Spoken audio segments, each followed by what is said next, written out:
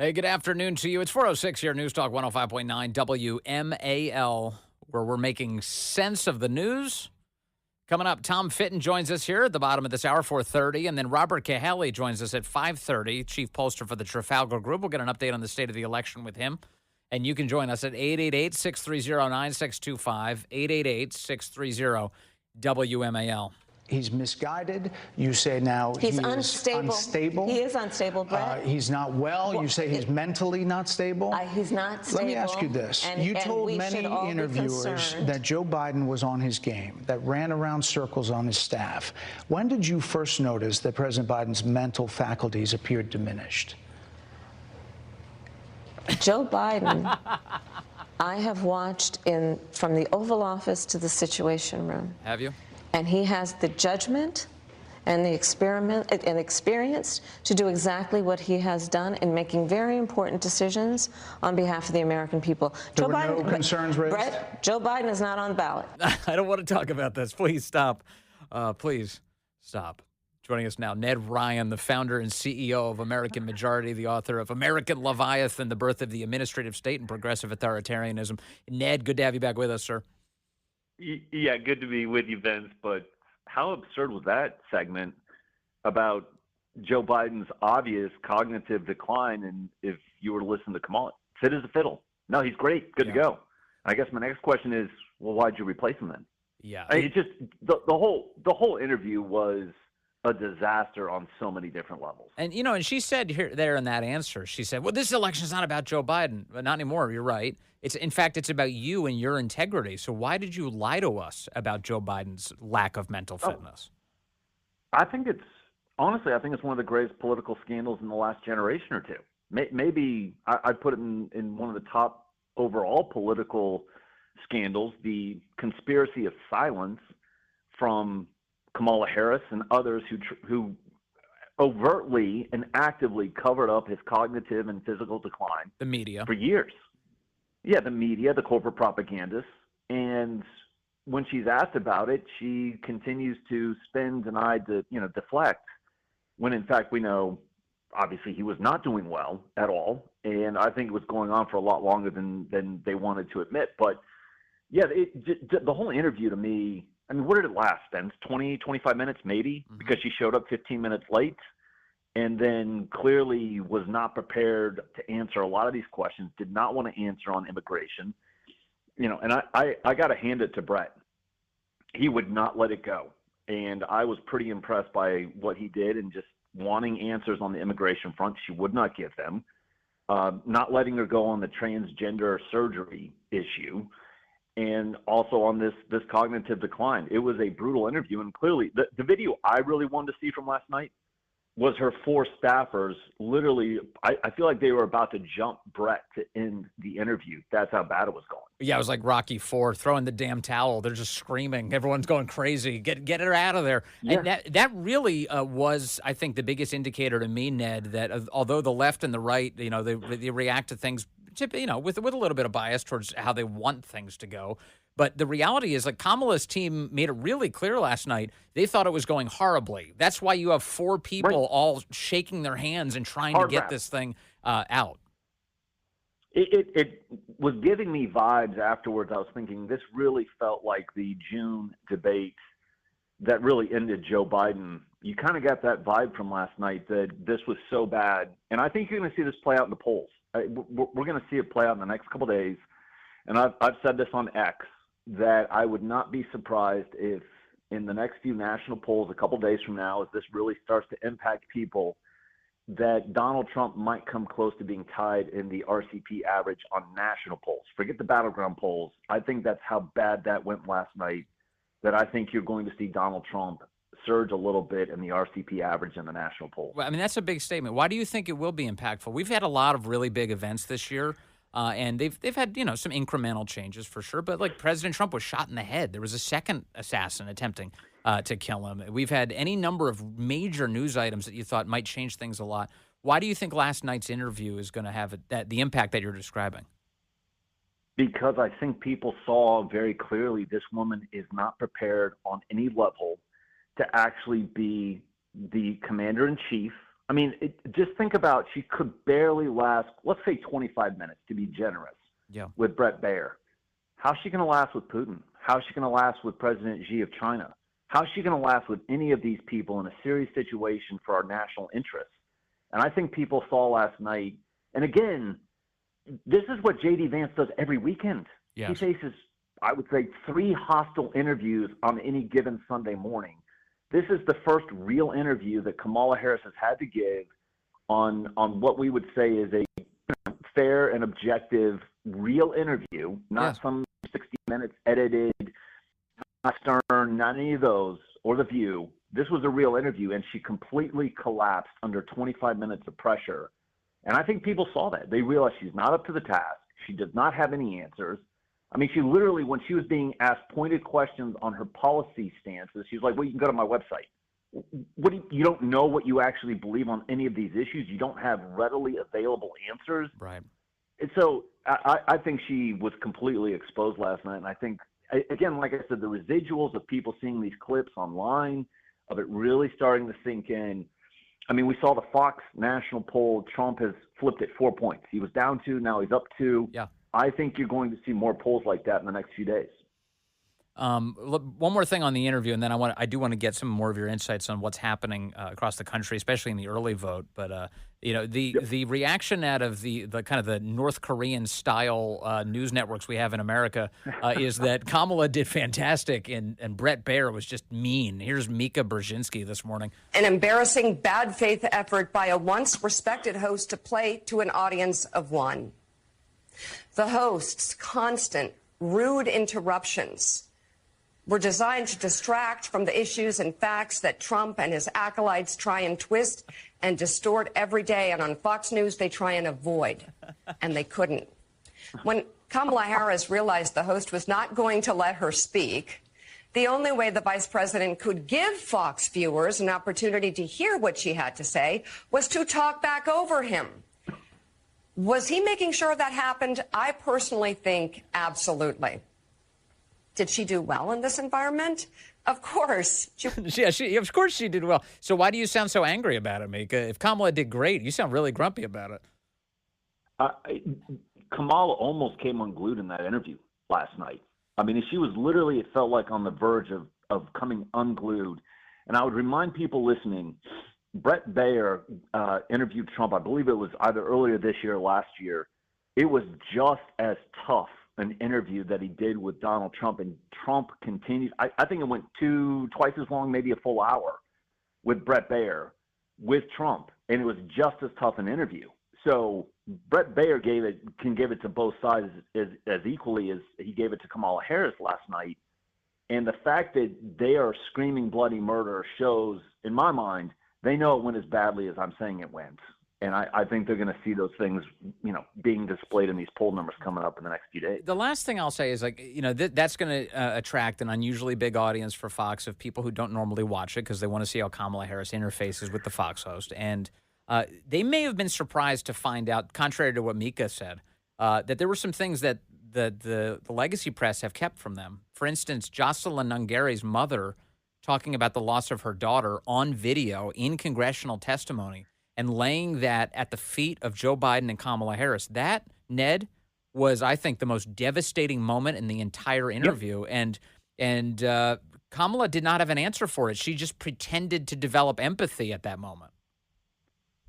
When, in fact, what they have done in a very systematic and overt way for the entire time they've been in office, the last 3.5 years, has been to import 10, 12 million illegals in a systematic way, overtly, with, Bret kept on referring to the executive orders in the first couple weeks. I think it was a total of almost 300 executive orders in the first year to annihilate our southern border security, to bring about what we're seeing with this massive influx of illegals, 13,000 murders, I think it's 600,000 plus with criminal records. They did it intentionally, and they did it, of course, to gain a new voting bloc. But I was pretty impressed. I have to tell you, I had kind of low expectations, wasn't sure how Bret was going to approach this. He was not going to let her off on the immigration issue. He kept on coming back to it, kept on pushing her on it, asked if she owed an apology to the American people, showed her this video that you just referenced. And she still refused to give him an answer because, again, what's she going to say? Yeah, we did this intentionally. What are you going to do about it? I mean, because they did it intentionally. You know, I will say my final analysis on why that interview ended up like it did last night. I think Bret had every incentive to do that kind of interview, every single incentive. That was the only way to go about it. You know, they've had a lot of work. Fox has had a lot of work to do to try and win back their audience that wasn't satisfied with the way election night 2020 went, the Arizona call, all of that drama that happened, and the way everything's changed since then. And also, there's no way Kamala is going to do a second interview with Bret. None. So you may as well make the first one a banger. And that's what Bret did last night, and he really delivered. It was newsworthy and it was worthwhile. But I have to tell you, Vince, when you go back and look at the questions he was asking, these are not gotcha questions. This was not an ambush. These are pretty obvious questions that you want to ask. Immigration, all of these things which people want to know the answers to. There was nothing untoward about what Bret was asking last night. Nope. It was just he was asking honest questions and wanted honest answers, and he couldn't get anything out of her. Yeah, no, it was amazing. It was amazing. Well, I think she was exposed, though. I think that did happen. Hey, 100%. The election. I know a number of states are early voting. North Carolina joins the list today. Are you able to divine anything out of that, Ned? What are we seeing across the country? Well, North Carolina Republicans are running about 18 points ahead of where they were in 2020 in regards to absentee ballots. Again, they just started early voting yesterday. Or today, actually. Yeah. So we're not going to really be able to see some of the early in-person voting statistics, but Georgia, Virginia. Yeah, Virginia, we're running about are we running 11, 12 points ahead of where we were in 2020. Georgia, we're seeing a significant boost in early voting, and a lot of it's coming from the very red rural counties. And then we're starting to get the results back in Arizona, and we're already seeing some pretty positive trends. Although I have to tell you, the ballots were mailed out last week in Arizona, but not everyone has yet received them. So we're going to have to wait a few more days to see how the ballots are doing in Arizona. But I'm seeing positive trends across the board in Arizona, Virginia, Georgia, North Carolina. Pennsylvania is obviously another positive trend. So Republicans are running ahead by double digits, if not more, significant double digits of where they were in 2020. And that's a positive trend. Yes. I mean, this is the whole thing I've been trying to do for the last year and a half, Vince, is convince people, embrace the rules of the game, ABEV, try to keep Trump as close as possible coming into Election Day. And on Election Day, obviously, Republicans traditionally crush Democrats on Election Day voting. So we're seeing the trends that I think I was hoping to see. Yeah. We're going to know a lot more next week after we see another week, and obviously next Tuesday is 2 weeks out. I think we're going to get a lot more information. But from what I'm seeing right now, it's all headed in the right direction. Ned, finally, can you envision a scenario where we don't have to rely on Pennsylvania on election night to give us an answer about who won the election? I mean, listen, I don't want to get overly optimistic about Virginia. What about Michigan or Wisconsin? Yeah, no, so I'm hearing rumblings. I have no proof yet that Kamala Harris and those folks might be canceling some ad buys in Milwaukee. I'm trying to get more details on that, but I'm starting to see. I think we can box them out in Wisconsin. I think we have a chance. I'm going to qualify that chance to beat them in Virginia. I could absolutely see a scenario where we don't need Pennsylvania, but I feel pretty positive actually about Pennsylvania as well. The one that is honestly giving me a little bit of heartburn is Nevada, if I'm being honest. It's one of the states that we've been working in and doing significant amount of work in. It's going to be pretty close. It's going to be right now I'm looking at events. Nevada to me looks like a coin toss. So why did it change in Nevada so much? Because when Biden was in the race, Trump was winning by double digits in that polling. What changed in Nevada? We're not obvious. The polls I've seen, we're not doing as well among white male voters. We're trying to address that. We've got just over 2.5 weeks. Yeah. So it's one of those things. I know Nevada. I was expecting that Nevada was going to be close. I think it's going to play out that way. I would not be surprised if it goes one way or the other by 10, 15, 20,000 votes, Vince. So I feel good about Arizona. I feel good about North Carolina. I'm pretty bullish on Wisconsin. And Nevada, to me, is a bit of a coin toss at this point, but we'll see next week when we get more results. And finally, Georgia, I saw the Quinnipiac poll yesterday had Trump up by 7 in Georgia. Are we getting close to a point where Georgia is going to be a pretty clear Trump victory? I think what you're seeing is the impact of the State Board of Elections being controlled by conservatives and implementing some of these election integrity reforms. Yeah. I think you're also seeing a lot of people investing. Again, I'm not playing in Georgia, but I know people who are in regards to the ABEV, absentee ballot early vote approach. Yep. And they've put significant resources in. So I think you're seeing everything start to play out and start to really see that momentum. I think give it another week, but I think Georgia might start fading as a competitive state, and then it's all going to come down to probably Michigan, Pennsylvania, Wisconsin for Kamala Harris. That's kind of her last stand, those 3 states, and I think we have a really good chance of winning 2 of those. Which is why they call it the Blue Wall. All right, thank you, Ned. Really appreciate it, sir, from American Majority and the author of American Leviathan. Always nice to talk to you, Ned. All right, let's go to the phones. I've got Steve calling in from Maryland, line 4. Hello, Steve. You're on the Vince Coglianese Show. Hey, Vince, thanks for taking my call. Yes, sir. I just want to say, when is this lady going to answer a question? I mean, Bret did an excellent job trying to keep her on point, but I was listening to it in the car as I'm talking to you now last night, and then I watched it when I got home. I taped it.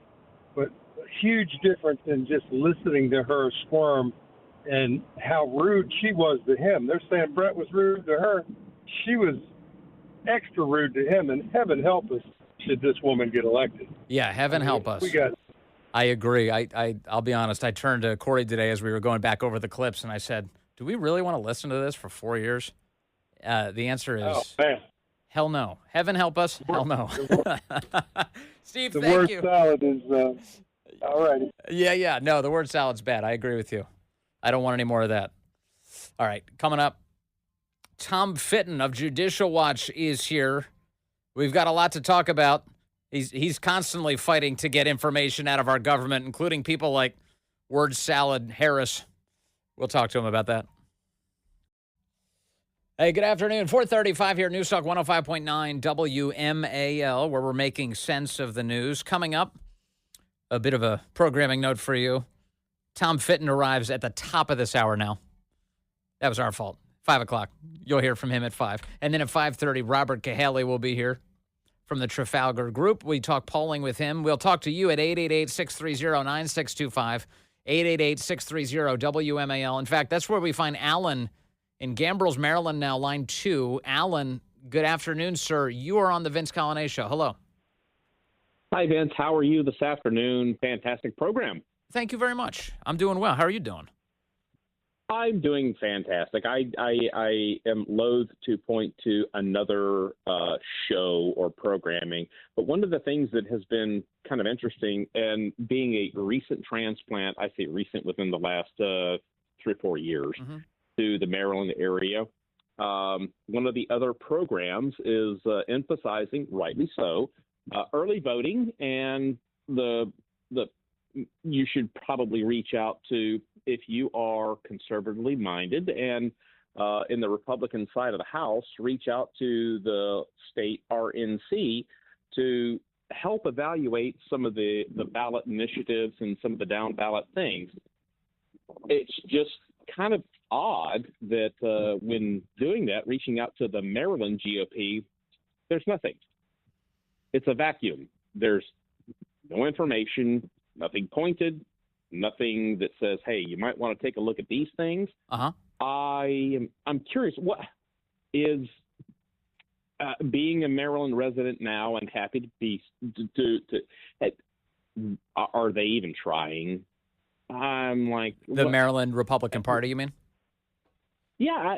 Where is I don't know, some positions, some guidance, some things. So I went to their website, and all it is, hey, send us some money. It's important. Don't get me wrong. I do get that. But I'm like, is anybody in the Maryland RNC efforts listening to this program or any other programs to empower voters to make intelligent decisions. So as I understand it, and I just pulled it up, Alan. I just pulled up the Maryland GOP website, and you're right that when I go to the website, I don't see anything about a sample ballot or how to find your polling place or anything. And so let's be honest. The only time most people go and visit their respective party website is every 2 or 4 years in order to check on, hey, do they have a sample ballot posted so I can get some sense of what I should do when I work into that polling booth. So I agree with you. Yeah, the website should have some sort of prominent link to that. And as I understand it, talking to all my friends in Maryland, you can find it, I believe, on your county Republican Party website. So, for instance, if you're in Montgomery County, you can go to the Montgomery County GOP, and you can find sample ballots posted there and discussion of the ballot initiatives. And in Maryland, there's a really important ballot initiative, this question about whether or not there needs to be an amendment to the state constitution about, quote, reproductive freedom. And it's a very radical ballot initiative that any sensible person should vote against, because it includes things like letting children go and then get abortions without their parents even being made aware of any of this. It's about as radical as it gets, and it's right there on the Maryland ballot this year. You're completely correct, and I will say that the sample ballot that was mailed out by the Board of Elections, and I did my own due diligence, went and researched and so forth, and tried to make sense of what they were putting forth, right, and to evaluate it. But it just seems as though again, please, I hope I'm not insulting anyone, but the Maryland RNC is, I don't know if they've thrown in the towel or they're just not there yet, because early voting hasn't actually started. Right. But mail-in ballots have already gone out. And it's like, well, what are your thoughts on this? And to give some information about why you do or don't support different things. Right. It just seems like a missed opportunity. And again, another program, not advocating for anybody else, saying hey, go to your state and so forth and see what they are thinking. It's a vacuum of information. So help me understand, Alan. You said another program. You mean some other radio program was suggesting that you should check your state party? Is that what you're talking about? Yes, 100%. Okay, 100%. well, that's a perfectly good piece of advice. That's an excellent piece of advice.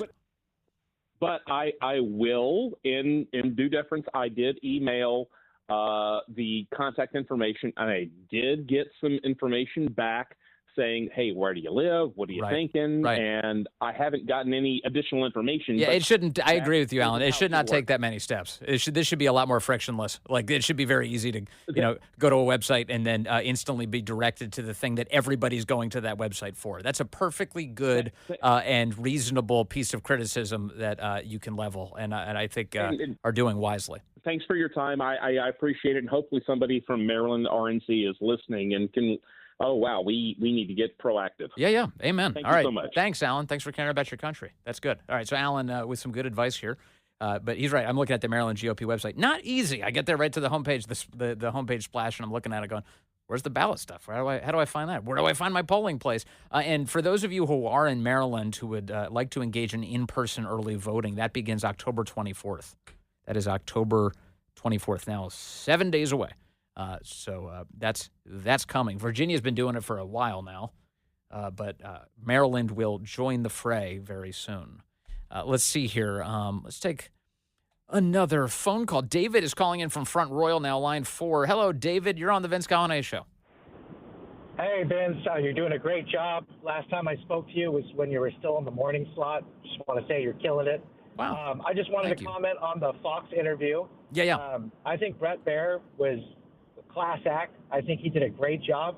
And even though she, the whole thing was pre-recorded, I mean, I think that's the first time Kamala Harris has actually had any pushback or any scrutiny or actually any fact-checking done to her. And as you can see, I mean, it just was a meltdown as soon as that happened. Yes. She absolutely does not have the temperament to be the president of the United States. It reminds me, I mean, there were a couple of other moments in other venues, like Lester Holt saying, but you've never been to the border, to Kamala Harris. And then she responded, and I've never been to Europe. But she just starts spazzing out on television because somebody asked just like a fragment of a follow-up question. She's not cut out for this, David. This is not the job for her. She can't handle even basic follow-up questions.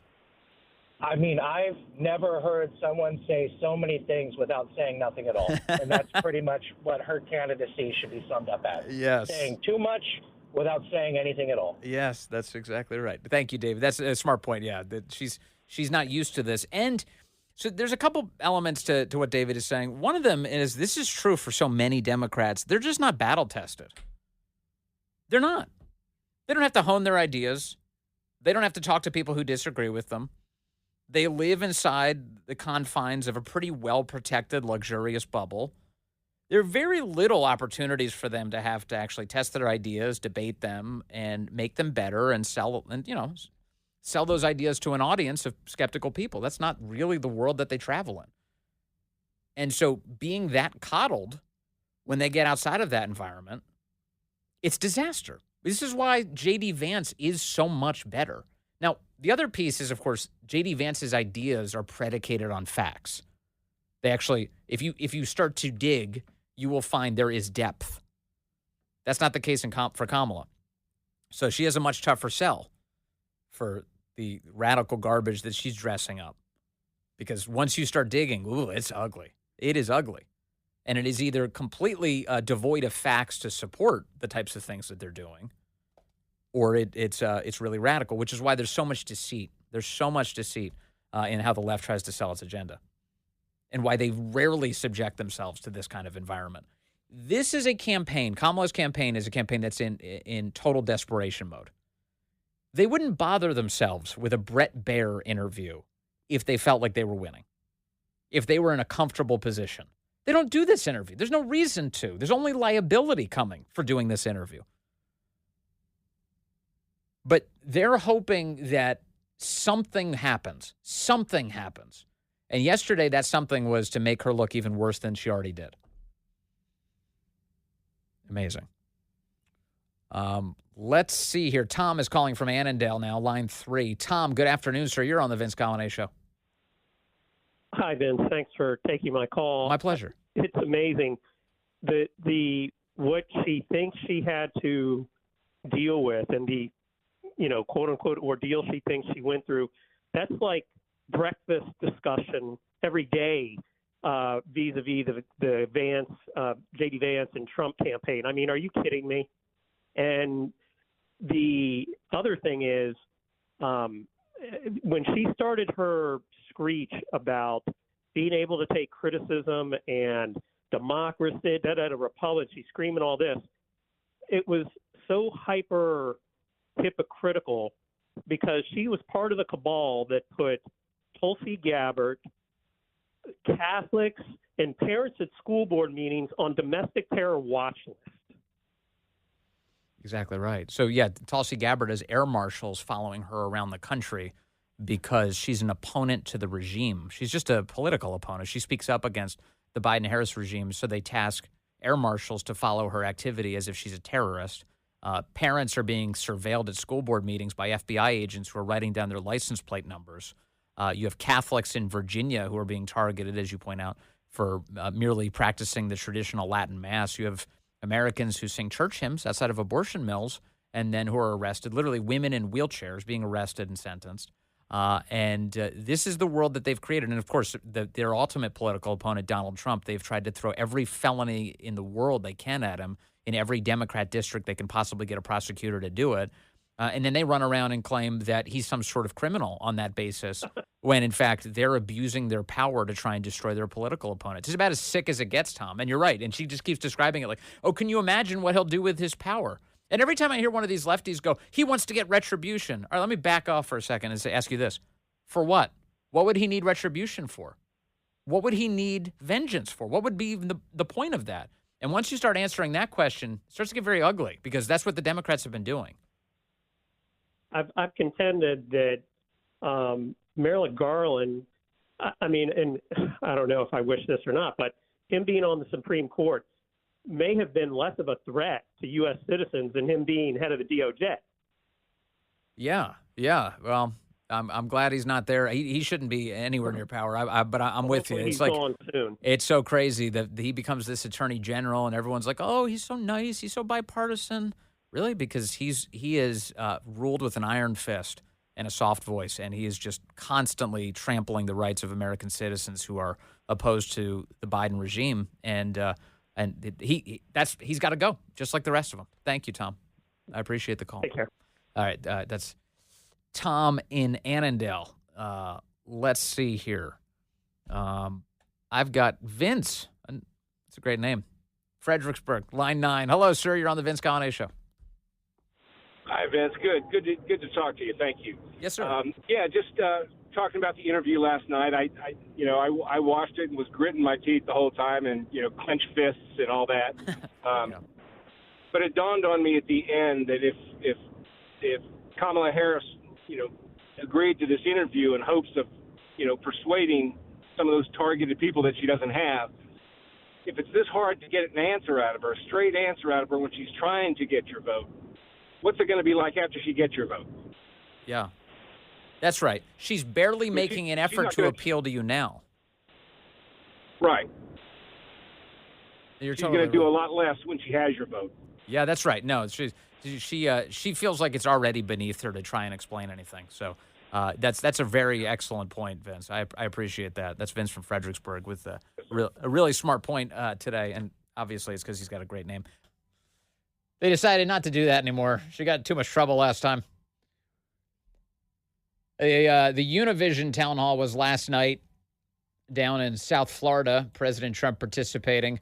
They did the say something nice about Kamala question for the end of it. This is how that went. That's a very hard question. That's the toughest question. The other ones are easy. I'm not a fan. I think she's harmed our country horribly at the border, with inflation, with so many other things.